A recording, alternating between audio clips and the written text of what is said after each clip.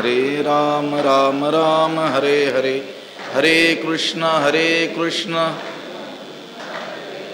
पुंडलीक वरदा हरि विठ्ठल श्री ज्ञानदेव तुकाराम, पंढरीनाथ भगवान की जय, माऊली ज्ञानेश्वर महाराज की जय। दैवमेवा परे यज्ञं योगिनः पर्युपासते, ब्रह्माज्ञावपरे यज्ञं यज्ञेनैवोपजुह्वति। नमामि सद्गुरुं शान्तं सच्चिदानन्दविग्रहं, पूर्णब्रह्मपरानन्दमीशमालन्दिवल्लभम्। नमो सद्गुरु तुकया ज्ञानदीपा, नमो सद्गुरु सच्चिदानन्दरूपा, नमो सद्गुरु भक्तकल्याणमूर्ति, नमो सद्गुरु भास्करा पूर्णकीर्ति। अखण्डमण्डलाकारं व्याप्तं येन चराचरं, तत्पदं दर्शितं येन तस्मै श्रीगुरवे नमः। जयांची केली स्मरण, होय सकळ विद्यांचे अधिकरण, तेची बंधू श्रीचरण श्रीगुरूंचे ते नमस्कारोनी आता। दैवमेवा परे यज्ञं योगिनः पर्युपासते, ब्रह्माज्ञावपरे यज्ञं यज्ञेनैवोपजुह्वति।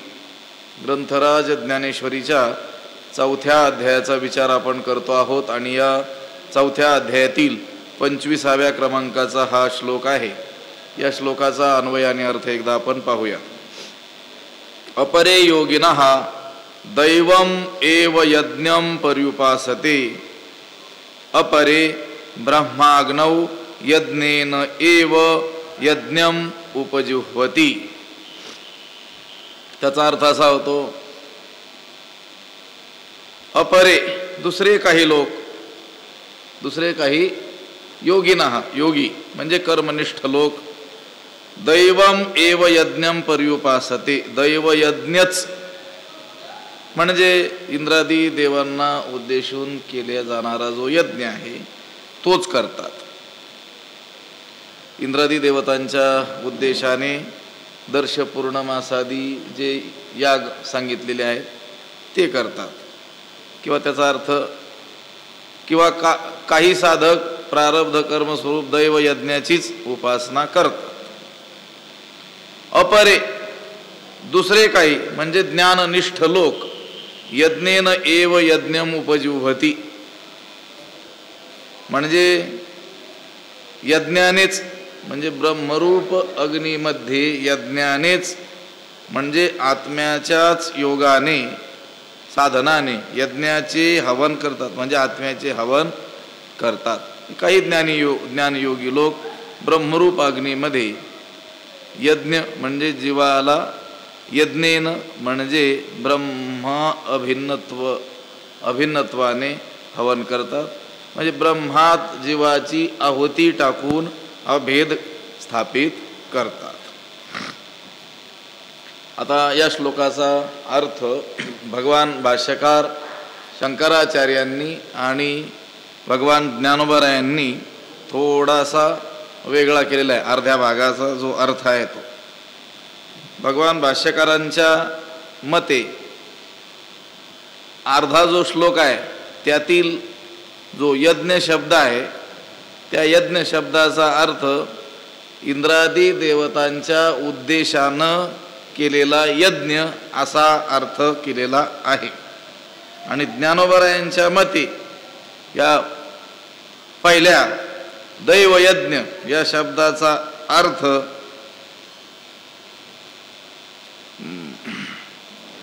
ज्ञान यज्ञच ज्ञानोबरायांनी केलेला आहे। जो भगवान भाष्यकारांनी अर्थ केलेला आहे इंद्रादी देवतांच्या तृप्त्यर्थ केला जाणारा यज्ञ तो दैवयज्ञ असा माऊलींनी अर्थ नाही केलेला। त्यांनी दैवयज्ञाचा अर्थ ज्ञानयज्ञ असा केलेला आहे। या त्यावर केलेल्या भाष्यावरून ही गोष्ट स्पष्ट होते। जे यजनशील अहर्निशी, जी ही अविद्या हविली मनेशी, गुरुवाक्य होताशी हवन केले। जे अहर्निशी यजनशील जिही गुरुवाक्य होताशी मनेशी अविद्या हविली हवन केले. याचा अर्थ असा होतो, जे अहर्निशी म्हणजे रात्रंदिवस यजनशीळ यजन करत असतात. शीळ स्वभाव, यज्ञ करणं हा त्यांचा स्वभाव आहे आणि ते यजन करतात. कसं? रात्रंदिवस, अहर्निशी रात्रंदिवस ज्ञान यज्ञ करण्याचा स्वभाव असलेले जे ज्ञानी आहेत त्यांनी काय केलं? जिही गुरुवाक्य होताशी मनेशी अविद्या हविली. जिही ज्यांनी गुरुवाक्य होताशी गुरुवाक्य रूप अग्नीमध्ये मनेशी मनासह अविद्या हविली. अविद्येला काही अविद्येची अज्ञानाची आहुती देऊन हविली हवन केले. त्यांनी गुरुवाक्यरूप अग्नीमध्ये मनासह अज्ञानाची आहुती दिली. जे यजनशीळ अहर्निशी, यजनशीळ यजन करणं, याग करणं, यज्ञ करणं हा स्वभाव असलेले यज्ञ करणारे. कसा? अहर्निशी रात्रंदिवस सदा सर्वदा. इथं आता काही जे काही यज्ञ सांगितलेले आहेत ते काय कधी कधी करायचे सांगितलेले आहे. त्यांचा ठराविक काय आहे? काळ आहे. काही यज्ञ तर आयुष्यात एकदाच करायचे सांगितलेले आहेत. उदाहरणार्थ आता पुत्रकामेष्टी यज्ञ, अश्वमेध यज्ञ, काही यज्ञ विशिष्ट ऋतूतच करायचे सांगितलेले आहेत. त्यामुळं यज्ञांना काळाची काय आहे? मर्यादा आहे.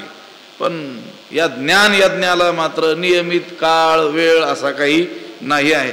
ब्रह्मचिंतन हे काही विशिष्ट काळात, विशिष्ट ऋतूत, विशिष्ट दिवशी, विशिष्ट वेळेलाच करायचंय का? नाही.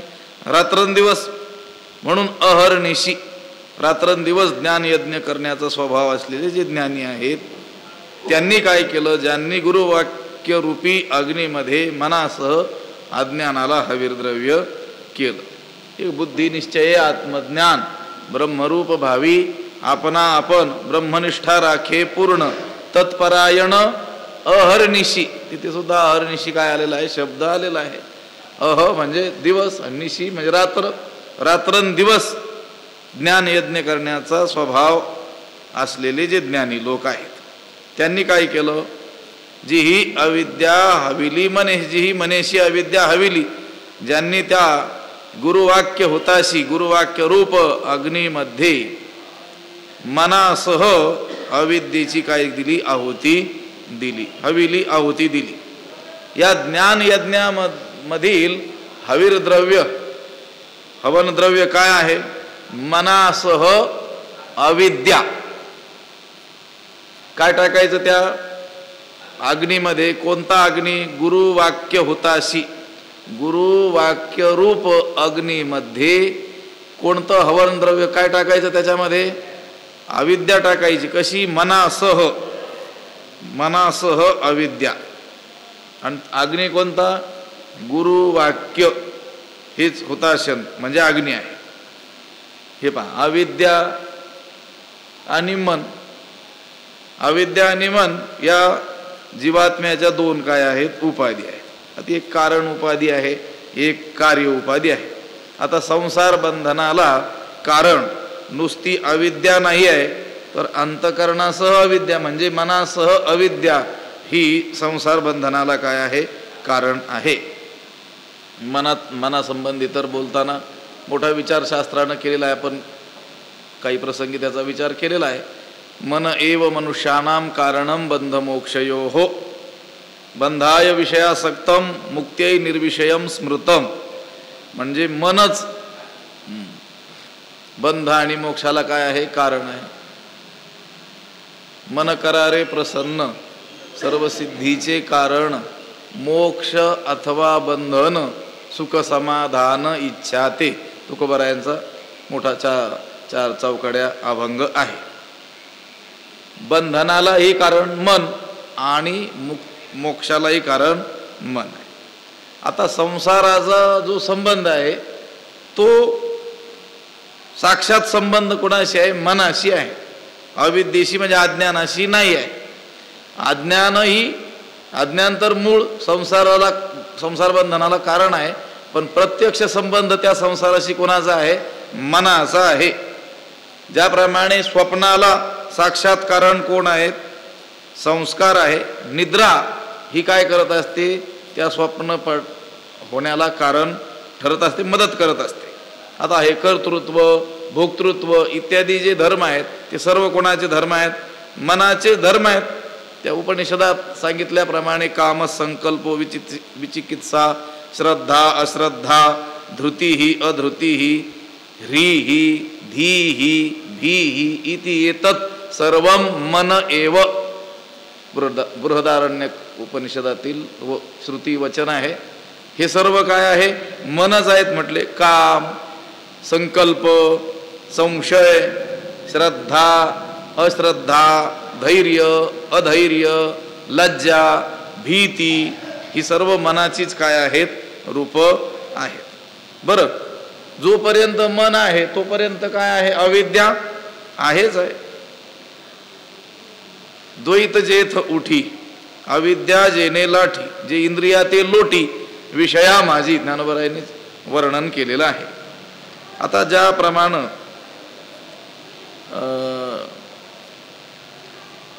आकाशस्थ असलेला जो सूर्य आहे, त्या सूर्याला खाली आणण्याचं काम कोण करते? खाली आणण्याचं म्हणजे पाण्याचं डबकं जे आहे ते काय करतं? त्या आकाशात असलेल्या सूर्याला काय करते? त्या प्रतिबिंब रूपानं का होईना खाली आणतं. त्याप्रमाणे अज्ञानाला वश झालेल्या अंतकरणानंच या परमात्म्यालाच जीवत्व दशेला आणलेलं आहे.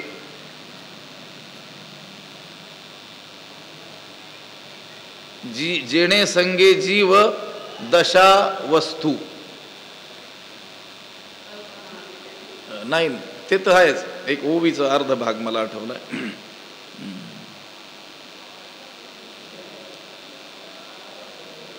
हिरवी कल्पनाची सावेव, जेणे संगे जीव दशा वस्तू. या मनाचं वर्णन केलेलं आहे. मन म्हणजे तरी काय? सावयव कल्पना. कल्पनेनंच जणू काही आकार धारण केला त्याला म्हणतात मन. आणि त्याची संगती केल्यामुळे वस्तू म्हणजे ब्रह्मस्वरूपाला जीवदशा काय झाली? प्राप्त झाली. आता ह्या मनासह अविद्या हिचं काय? याचं हवन केलं. कशामध्ये? गुरुवाक्य रूप अग्नीमध्ये. गुरुवाक्य होताशी. गुरुवाक्य हेच अग्नी. त्या यज्ञातील, ज्ञानयज्ञातील अग्नी, गुरुवाक्य हीच अग्नी. आणि त्या अग्नीमध्ये या ज्ञानानं म्हणजे रात्रंदिवस ज्ञानयज्ञ करण्याचा स्वभाव ज्यांचा आहे, जे यजनशील, अहर्निशी यजनशील, रात्रंदिवस ज्ञानयज्ञ करण्याचा स्वभाव असणारे जे ज्ञानी लोक आहेत, त्यांनी गुरुवाक्य रूप अग्नीमध्ये मनासह अज्ञानाला काय केलं? आहुती दिली. त्याची आहुती दिली. हवीर द्रव्य त्याचं केलं. गुरुवाक्य म्हणा, वेदांत वाक्य, शास्त्रवचन म्हणा, वेदांत वाक्य म्हणा, ती दोन प्रकारची आहेत. काही आपण पाहिलेला आहे भाग, अवांतर वाक्य आहेत, काही महावाक्य आहेत. आता ज्या वाक्यामध्ये जीवाचं आणि परमात्म्याचं फक्त स्वरूप कथन केलेलं असतं त्याला काय म्हणतात? अवांतर वाक्य. परमात्मा असा असा आहे, जीवाचं स्वरूप असं असं आहे, असं ज्याच्यात वर्णन केलेलं असतं त्या वाक्यांना म्हणतात अवांतर वाक्य. फक्त स्वरूपच कथन केलेलं आहे. पण ज्या वाक्यामध्ये जीव परमात्म्याची एकता सांगितलेली आहे त्या वाक्यांना काय म्हणतात? महावाक्य म्हणतात. किंवा परमात्मा असा आहे, सच्चिदानंद स्वरूप आहे, असा आहे, हे जे वर्णन केलं याला काय म्हणायचं? अवांतर वाक्य. आणि तो परमात्मा तूच आहेस, ही जी वाक्य आहेत यांना काय म्हणायचं? महावाक्य. आता जे सद्गुरू आहेत ते अवांतर वाक्य आणि महावाक्य यांच्या माध्यमातून काय करतात? उपदेश करत असतात. आता अवांतर वाक्यानं सच्चिदानंद रूप त्याचं काय करतात? वर्णन करतात. त्यानं काय होतं? त्या परब्रह्म स्वरूपाचं परोक्ष ज्ञान आपल्याला होतं. आणि महावाक्यानं जे सच्चिदानंद ब्रह्म आहे तेच तू आहेस असा उपदेश करतात, त्यानं काय होतं, साक्षात्कार रूप अपरोक्ष ज्ञान प्राप्त होत. आता अनेक वेळेस त्या महावाक्याचा उपदेश करूनही साधकाच्या मनामध्ये, ज्या साधकाला सद्गुरूंनी ते ब्रह्म तू आहेस असा उपदेश करूनही मी ब्रह्म नसून देहच आहे अशी विपरीत भावना काय होत असते, उत्पन्न होत असते. पण ही भावना नाहीशी करण्याकरिता साधकाला त्या महावाक्यार्थाचं वारंवार काय करावं लागतं, मनन करावं लागतं, चिंतन करावं लागतं. आणि ते करत असताना मन अंतर्मुख होतं आणि आत्मस्वरूपामध्ये विरून जात असतं. सारांश काय आहे तर महावाक्याचा वारंवार विचार करणं आणि त्याच्या ठिकाणी मनाची धारणा करणं, याचाच अर्थ गुरुवाक्य रूप अग्नीमध्ये मनासह अविद्येची आहुती देणे.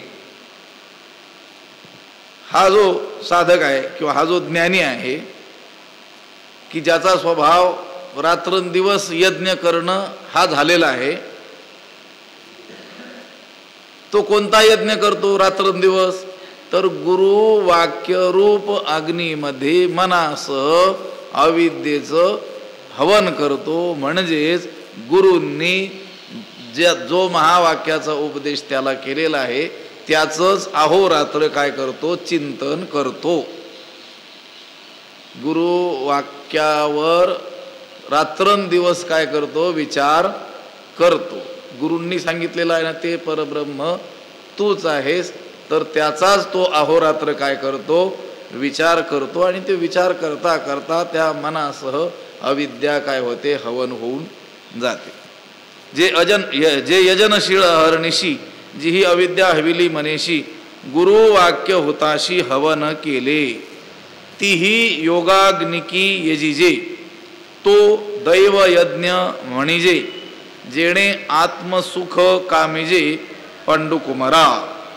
हे पांडुकुमारा, तीही योगाग्निकी यजिजे तो दैव यज्ञ म्हणिजे जेणे आत्मसुख कामिजे.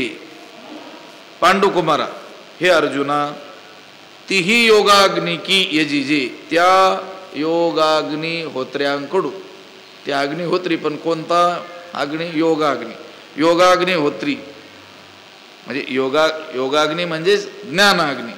त्या योगाग्निहोत्र्यांकडून यजिजे जो यज्ञ केला जातो तो दैव यज्ञ म्हणिजे, त्याला काय म्हणतात, दैवयज्ञ म्हणतात.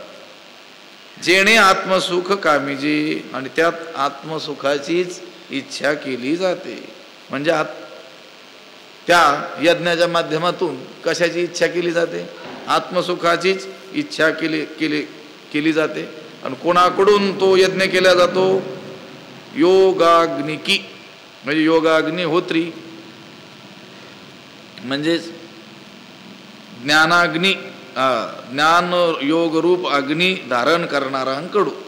योगरूप अग्नी म्हणजे ज्ञानरूप अग्नी धारण करणारे जे आहेत योगाग्निकी, आणि त्यांच्याकडून जो यज्ञ केला जातो त्याला दैवयज्ञ म्हणतात. जेणे आत्मसुख कामिजे, आणि त्या यज्ञाच्या माध्यमातून कशाची इच्छा केली जाते, आत्मसुखाचीच इच्छा केली जाते. आत्मसुख, आत्मानंद, हे पहा, सुख हा काही आत्म्याचा गुण नाही बरं. सुख ह्या आत्म्याचं काय आहे, स्वरूप आहे. असं नाही की आत्मा आणि त्या आत्म्याच्या ठिकाणी सुख राहतं, असं नाही. तर तो आत्माच काय आहे, सुखरूप आहे. सुख आणि आत्मा हे त्या एकाच वस्तूची काय आहेत, दोन नाव आहेत. आपण पाठीमागे विचार करत आलो, जगत आणि दुःख, संसार आणि दुःख हे एकाच वस्तूची दोन नावं आहेत.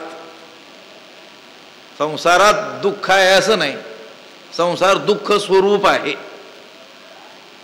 भगवंताचं वचन आहे, दुःखालयम, आलय म्हणजे स्थान, देवालय देवाला राहण्याचं स्थान, रुग्णालय, औषधालय आपण पाहतो ना, तसं भगवंतानं जगताला काय म्हटलेलं आहे, दुःखालयम अशाश्वतम, म्हणजे ते दुःख दुःख आणि केवळ काय आहे, दुःखच आहे. दुःख आणि संसार हे दोन वेगळे नाहीत.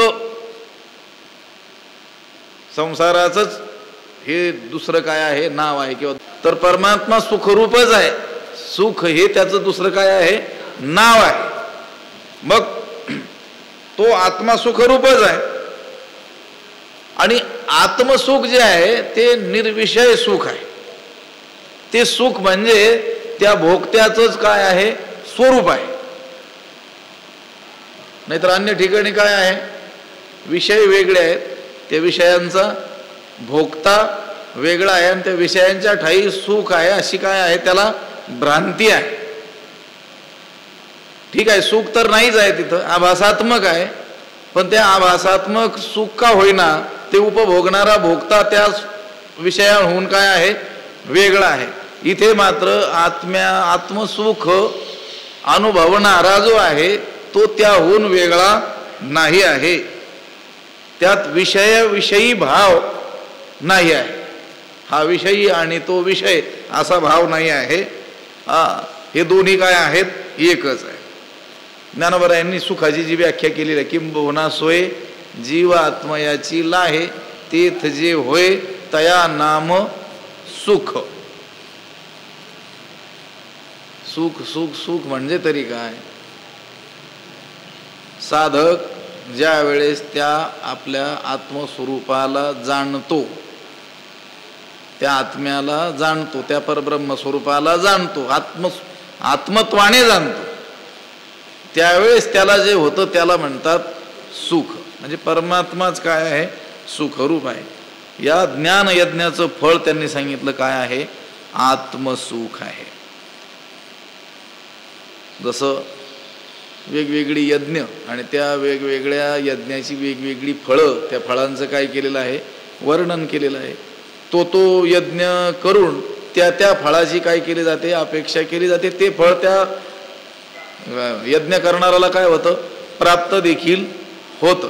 पण हा जो यज्ञ आहे या यज्ञाचं फळ काय आहे, आत्मसुख. हे अर्जुना, जेणे आत्मसुख कामीजे पंडुकुमारा. या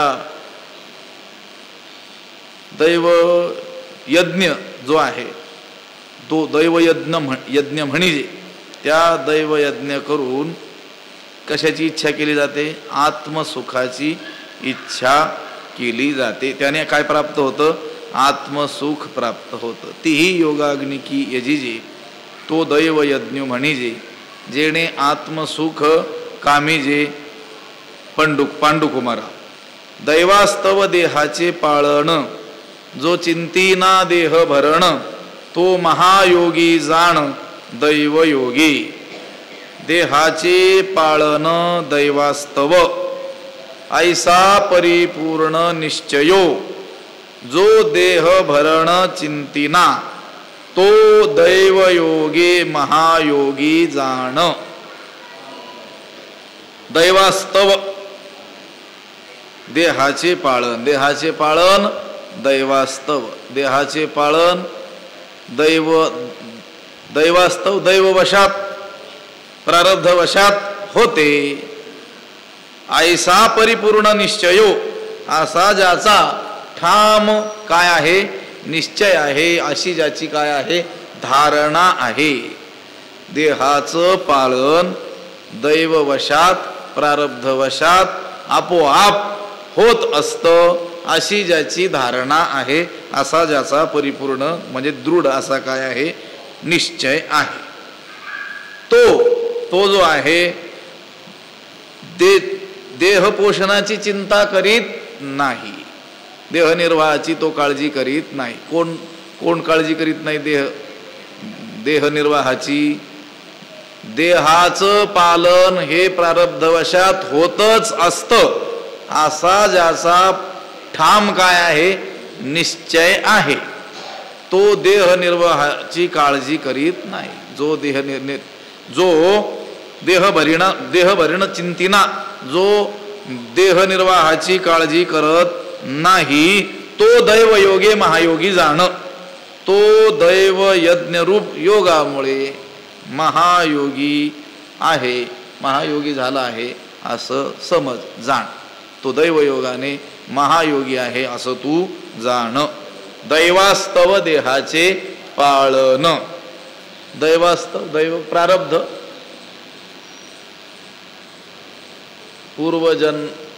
पूर्वजन्मकृतम कर्म तद्दैवमिति कथ्यते. पूर्वजन्मामध्ये केलेलं जे कर्म आहे त्यालाच काय म्हणतात? दैव. त्यालाच तेच प्रारब्ध. दैवास्तव म्हणजे प्रारब्धामुळं देहाचे पाळन. या देहाचं पालन पोषण जे होतं ते दैववशात होतच असतं, असा ज्याचा काय आहे? दृढ निश्चय आहे.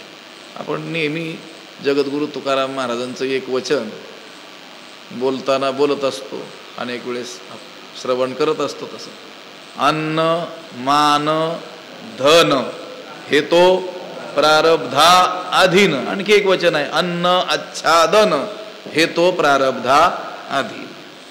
हे अन्न मान धन हे कशाच्या अधीन आहे? प्रारब्धाच्या अधीन आहे. आता हा जो दैवयाज्ञिक आहे, दैवयज्ञ करणारा जो आहे, नित्य दैवयज्ञ करणं हा ज्याचा काय झालेला आहे? स्वभाव झालेला आहे. जे यजनशील अहर्निशी रात्रंदिवस दैवयज्ञ करणं हा ज्याचा काय झालेला आहे? स्वभाव झालेला आहे. त्यानं आपलं मन आत्मस्वरूपामध्ये काय केलेलं आहे? विलीन केलेला आहे. तो ब्रह्मस्वरूपाशी एकरूप झालेला आहे. तो आपल्या देहाची चिंता वाहत नाही. त्याने आपला देह प्रारब्धाच्या अधीन करून टाकलेला आहे. आता त्याला आत्मसुखाचा काय झालेला आहे? लाभ झालेला असल्यामुळं त्याला आपल्या देहाची काय नाही आहे? काळजी नाही आहे. त्याला देहाची खबर देखील नाही आहे. त्याला लाभ कसला झालेला आहे? म्हटलंय की नाही गीतेमध्ये, यम लब्ध्वा परम लाभम मन्यते नाधिकं ततः यस्मिन स्थितो न दुःखेन गुरुणापी विचाल्यते. का शस्त्रवरी तोडिलिया देह आगी माझी पडिलिया चित्त महासुखी पहोडलिया चेवोची नये. ऐसे आपण पारे गुणे ठाये मग देहाची वास न पाहे आणिकची सुख होऊन जाय म्हणून विसरे. आता तो आत्मसुखामध्ये मग्न झालेला असल्यामुळे देह कुठे आहे याची काळजी त्याला नाही आहे. पण त्या देहाला प्रारब्ध आहे. तो जरी ज्ञानी असला तरी त्याच्या देहाला देखील काय आहे? प्रारब्ध आहे. आणि त्या देहाचं भरण पोषण हे प्रारब्धानुसारच होत आहे. आता भलेही तो परमात्मा स्वरूपाशी अभिन्न झालेला असला, त्यानं स्वतःला मी देह नसून मी परमात्मा स्वरूप आहे असं अनुभवाने जाणलेलं असलं तरी देखील त्याचा जो देह आहे तो कशाच्या अधीन आहे? प्रारब्धाच्या अधीन आहे. आता ज्ञान जरी त्याला प्राप्त झालेलं असलं तरी ज्ञानाने संचित कर्म नष्ट झालेलं आहे. ज्ञानाग्नी सर्व कर्माणी भस्मसात कुरुते. सर्व कर्म म्हणजे कोणती? संचित कर्म. आणि आत्ता करत असलेलं क्रियमान कर्म त्याचा लेप लागणार नाही, संचित नष्ट झालं. पण प्रारब्ध तर मात्र त्याला भोगूनच संपवावं लागणार आहे. प्रारब्ध नष्ट होत नाही. पुन्हा लक्षात ठेवा, ज्ञानाने प्रारब्ध नष्ट होत नाही. ज्ञानी जरी असला तरी त्या प्रारब्ध कर्माचा भोग भोगावाच लागतो. हा, आता त्याला त्याची काळजी राहत नाही किंवा ती सुख दुःख तो आपल्या अंगी घेत नाही, कारण त्यानं आपलं मन आत्मस्वरूपामध्ये काय केलेलं आहे? लीन करून टाकलेलं आहे. अहो, एखाद्याचं मन अज्ञानी माणूस असेल तर त्याचं मन दुसऱ्या कामात जर गुंतलेलं असेल, एखाद्या विचारात गुंतलेला असेल तरी देखील त्याला देहाची काळजी राहत नाही.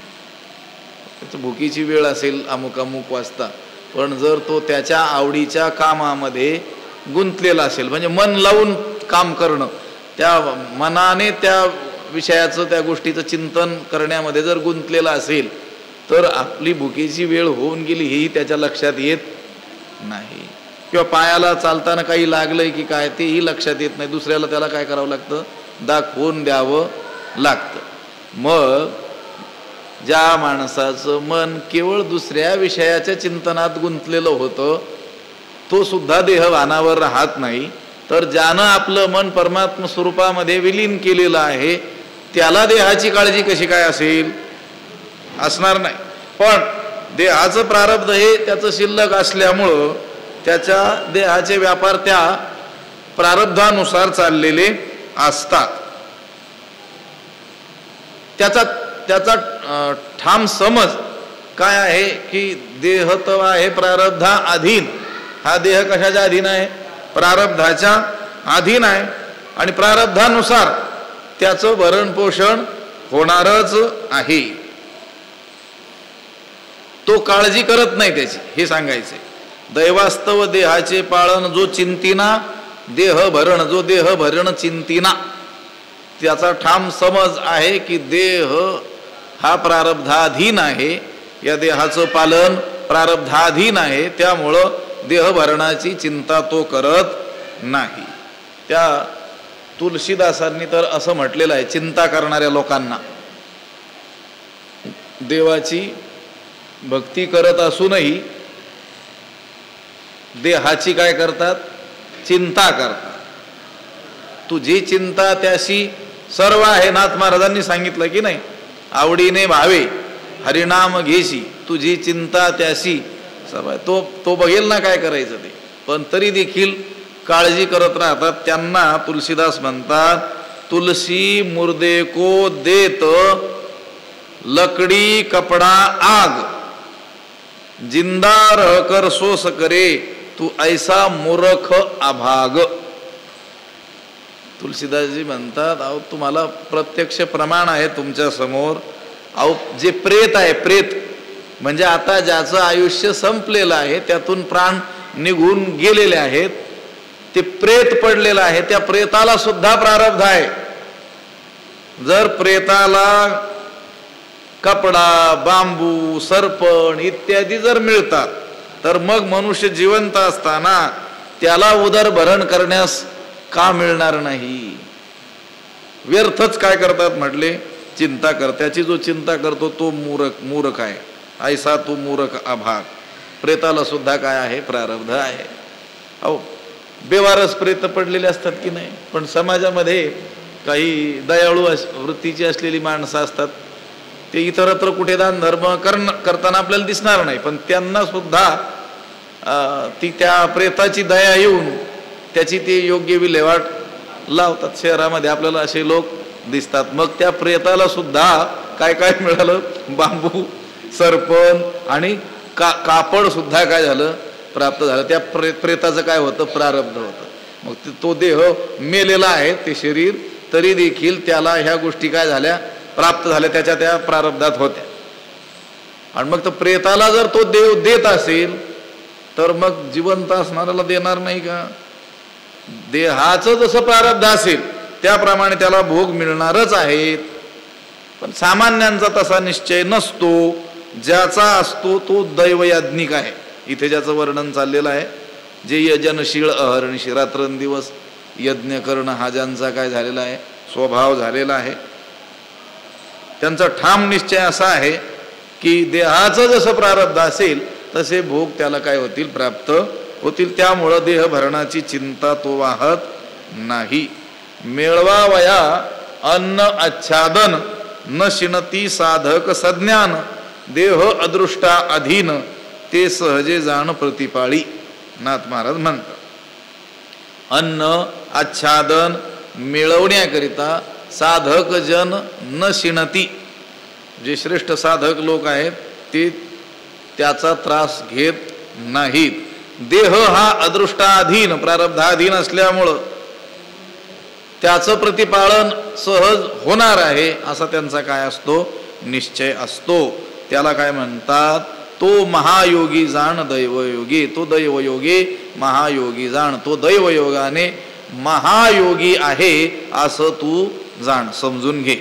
दैवास्तव देहाचे पाळन जो चिंतिना देह भरण, तो महायोगी जाण दैवयोगी. आता अवधारी सांगेन आणिक, जे ब्रह्माग्नी साग्निक तया ते यज्ञेची यज्ञ देख, उपासिजे. आता आणिक सांगेन अवधारी. आता तुला आणखी काही प्रकार म्हणजे यज्ञ प्रकार सांगतो ते तू ऐक. जे ब्रह्माग्नी साग्निक, जे ब्रह्मरूप अग्नीचे अग्निहोत्री आहेत ते काय करतात. तया ते यज्ञेची यज्ञोदेख उपासिजे. ते यज्ञानेच यज्ञाची काय करतात उपासना करतात. देख पहा लक्षात ठेव. आता अवधारी सांगेन ऐक जे ब्रह्माग्नी साग्निक. आता तू लक्ष दे, मी तुला सांगतो आणि अनेक सांगेन म्हणजे आणखी काही प्रकार या यज्ञाचे आहेत मी तुला सांगतो ते तू ऐक. ब्रह्माग्नी साग्निक, ब्रह्मरूपी अग्नीने जे साग्निक म्हणजे अग्निहोत्री आहेत, ब्रह्मरूप अग्नी बाळगणारे आहेत. आणि ते काय करतात. तया ते यज्ञाची यज्ञोदेख उपासिजे. यज्ञानेच यज्ञाची उपासना करतात. उपासिजे उपासना करतात, उपासना केली जाते. येथे यज्ञानेच यज्ञाची काय करायची आहे उपासना करायची आहे. आता या ओवीमध्ये जो यज्ञ आहे त्या यज्ञ शब्दाचा अर्थ आत्मा आहे. यज्ञ शब्द आत्मवाचक आहे. आत्म्यानेच आत्म्याची काय करायची उपासना करायची. याचा अर्थ त्या जीवात्म्यानं त्या परमात्म्याशी आपलं अभिन्नत्व काय करायचं जाणायचं. आपल्याकडे शब्दही पहा कसे आहे, आत्मा आणि परमात्मा. आपल्या स्वरूपाला काय म्हणतो आपण आत्मा आणि भगवंताला काय म्हणतो परमात्मा. त्याच्यातही काय शब्द आहे, आत्माच शब्द आहे ना, परमात्मा. आणि हा आत्मा, त्या आत्म्यानेच आत्म्याची उपासना करायची, यज्ञानेच यज्ञाची उपासना करायची, यज्ञानेच यज्ञ करायचा. म्हणजे काय करायचं, ह्या जीवात्म्याने तो परमात्मा मीच आहे असं काय करायचं जाणायचं. त्या परमात्म्याशी आपला अभेद आहे याचं काय करायचं अहोरात्र चिंतन करायचं. या चिंतनाला अहमग्रह उपासना असं म्हटलेलं आहे शास्त्राच्या भाषेमध्ये, किंवा त्यालाच काय म्हटलेलं आहे ध्यान असं म्हटलेलं आहे. ध्यान शब्दाचा अर्थ काय, पण एक स्थूल अर्थ का होईना आपण ध्यान करतो. ध्यान करतो म्हणजे काय होतं, ज्याचं ध्यान करतो त्याच्याशी एकरूप होण्याचा काय करत असतो प्रयत्न करत असतो. मन काय करतो एकाग्र करतो. उपासना शास्त्रामध्ये म्हटलेलं आहे. म्हणजे तो परमात्मा मीच आहे असं काय करणं चिंतन करणं, इतर चिंतन न करणं, केवळ त्याच्यातच काय राहणं मग्न राहणं. पै ध्याता आपणची परी ध्यानरूप वृत्ती माझारी ध्येयत्व घेय अवधारी ध्यानरूढी गा. तो जो ध्यान करणारा जो आहे, ज्याचं ध्यान करायचं त्याच्याशी काय होऊन जातो एकरूप होऊन जातो, त्याला म्हणायचं ध्यान. आणि अशा या ध्यानानं तो काय होतो ब्रह्मरूप होतो. वारंवार वारंवार केलेल्या चिंतनानं अखंड काय होतं त्याला ध्यान लागून जातं. म्हणजे इतर वेळेस आपण ध्यान करत असताना नाही का एकांताची काय करतो अपेक्षा करतो, पुन्हा सर्व कर्म जे चालू असतात ते थांबवतो, शांत काय होतं एका जागी बसतो, सर्व विचार थांबवतो आणि मग काय करतो ध्यान करतो. परंतु हे जे ध्यान आहे ब्रह्मध्यान हे कोणत्याही अवस्थेत त्याचं काय असतं अखंड चालूच असतं. जसं आता हरिनाम ही जी साधना आहे, नामस्मरण ही साधना आहे, या साधनेकरिता काही विशिष्ट स्थान विशिष्ट काळ विशिष्ट वेळ याची काही मर्यादा सांगितली का नाही. काळ वेळ नाम उच्चारिता नाही दोन्ही पक्ष पाही उद्धरती. त्याला काळाचं वेळेचं कशाचंच काही नाही आहे बंधन नाही आहे. त्याच रीतीनं हा जो आहे हा याज्ञिक हा ज्ञानरूपी यज्ञ करणारा जो आहे त्याच्याकरिता काही बंधन आहे का नाही. ती दुसरी यज्ञ करत असताना तरी ते यज्ञ विशिष्ट ठिकाणीच त्या यज्ञाचा कुंड मंडप वेदी सगळं करावं लागेल, विशिष्ट काळातच तो यज्ञ करावा लागेल, त्याला विशिष्ट सामग्रीच असावी लागणार आहे, त्या विशिष्ट मंत्रांनीच त्या विशिष्ट पदार्थाची काय दिली जाणार आहे आहुती दिली जाणार आहे. पण हा ज्ञान यज्ञ जो आहे आणि तोही कसा आहे अहर्निशी रात्रंदिवस चालूच आहे. म्हणजे त्या परमात्मा स्वरूपाचं अखंड काय करतो आहे चिंतन करतो आहे. आता अवधारी सांगेन आणिक जे ब्रह्माग्नी साग्निक तया ते यज्ञेची यज्ञोदेख उपासी, जे त्यांच्याकडून त्या यज्ञानेच यज्ञाची उपासना, यज्ञानेच यज्ञाची म्हणजे इथं यज्ञ आत्मवाचक शब्द आहे, आत्म्यानेच आत्म्याची उपासना म्हणजे त्या जीवात्म्यानं मी ब्रह्म आहे अशी अहंग्रह यज्ञरूप काय करायची, उपासना करायची. त्या जीवचैतन्याची, त्या ब्रह्मचैतन्यात काय करायची, आहुती द्यायची. म्हणजे आपलं जे वेगळं अस्तित्व या जीवानं काय केलेलं आहे, मानलेलं आहे, त्यानं आता ते काय करायचं, आपल्याला त्या परमात्म स्वरूपामध्ये विलीन करून टाकायचं. आता अवधारी सांगेन अनेक, जे ब्रह्माग्नी साग्निक तया ते यज्ञेची यज्ञोदेख उपासी, जे पुंडलिक वरदा हरी विठ्ठल श्री ज्ञानदेव तुकाराम पंढरीनाथ भगवान की जय. माऊली ज्ञानेश्वर महाराज की जय. विठ्ठल विठ्ठल पुंडलिक वरदा हरी विठ्ठल श्री ज्ञानदेव तुकार पंढरीनाथ भगवान की जय. आता विश्वात्मके देवे येणे वाग्यज्ञे तोषावे, तोषोनी मज द्यावे पसाय दान हे. जे कळांची व्यंकटी सांडो तया सत्कर्मी रती वाढो.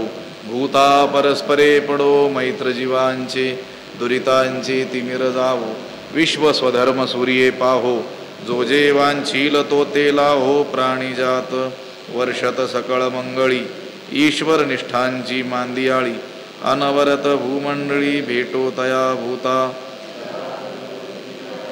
चेतना चिंतामणीचे गाव, बोलते जे अर्णव पियुषांचे. चंद्रमे जे अलांछन, मार्तंड जे तापहीन. ते सर्वाही सदा सज्जन, सोयरे होतू किंबहुना सर्व सुखी. पूर्ण होवणी तिही लोकी, भजिजो आदि पुरुखी. अखंडित आणि ग्रंथोपजीविये, विशेषी लोकी इये. दृष्टा दृष्ट विजय हो आवेजी. एथ म्हणे श्री विश्वेश्वरावो, हा होईल दान पसावो. येणे वरे ज्ञानदेवो सुखिया झाला, येणे वरे ज्ञानदेवो सुखिया झाला. येणे वरे ज्ञानदेवो सुखिया झाला. पुंडलिक वरदा हरी विठ्ठल श्री ज्ञानदेव तुकाराम पंढरीनाथ भगवान की जय. माऊली ज्ञानेश्वर महाराज की. जगद्गुरु तुकाराम महाराज, शांती ब्रह्म एकनाथ महाराज की. सद्गुरु वंशी महाराज की जय. सद्गुरु जोग महाराज की जय.